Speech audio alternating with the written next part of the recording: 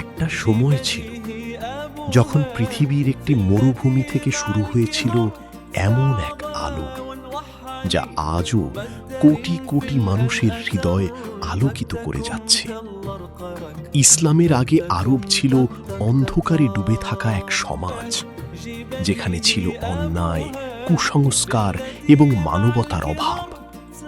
এই অন্ধকার যুগেই আগমন ঘটে মহানবী হযরত মুহাম্মদ সাল্লাল্লাহু আলাইহি ওয়াসাল্লামের।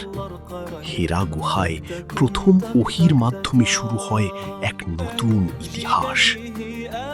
তিনি মানুষকে আহ্বান করলেন সত্যের পথে, কিন্তু এই পথ ছিল কাঁটা ভরা, নির্যাতন, অবহেলা এবং সংগ্রামে পূর্ণ।